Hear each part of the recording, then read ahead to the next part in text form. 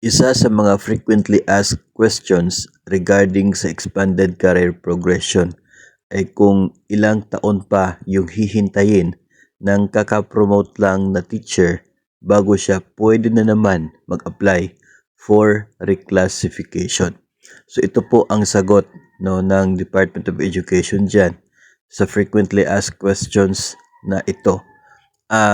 Kinakailangan lamang ng isang complete na full school year sa current position para pwede mo nang matawag na qualified mag-apply provided na qualified siya doon sa QS ng a-applyan na posisyon at qualified siya sa performance requirements.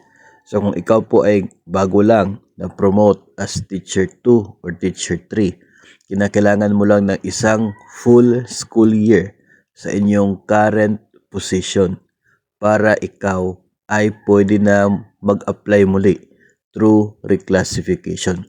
Kung na-promote ka ng September 2025, so ibig sabihin nun sa simula ng school year 25-26, hindi full complete cycle ng current position.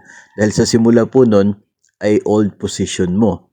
Ngayon, by September, new position. So yung isang school year na yan, isang cycle na yan, ay hindi purely sa current position. So hindi po counted yung IPCRF mo for school year 25-26. Ang matatawag na full cycle mo ay sa school year 26-27 pa.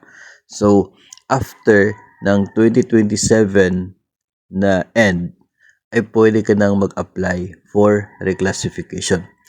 Not necessarily na hihintayin mo pang aabot ka ng 3 taon sa iyong current position bago ka mag-apply o bago ka papayagan na mag-apply for reclassification.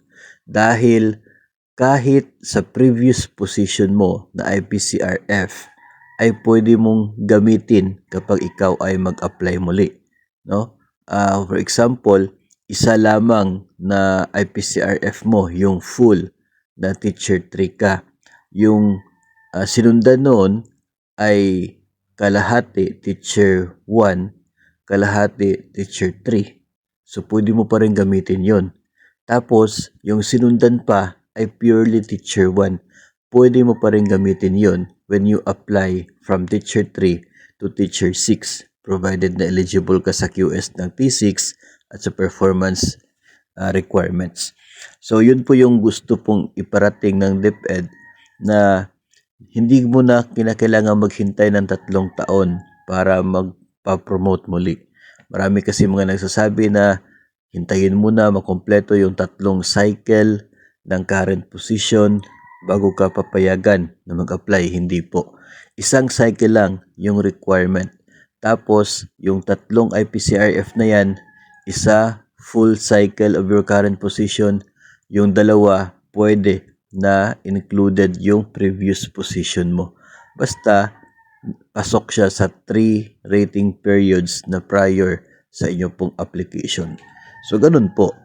Tapos, yung mga on leave, on maternity leave, or kaya ay nakapag-sick leave, tapos wala silang IPCRF for that period, pwede nila gamitin yung mas prior, yung mas sinundan pa na IPCRF. Pwede nilang gamitin para makompleto yung 3 na requirement, no?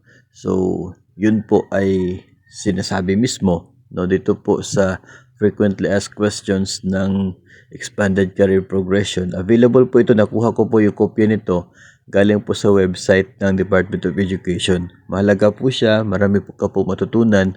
Maraming mga tanong doon na usually tinatanong po sa atin na nandoon po mismo yung sagot.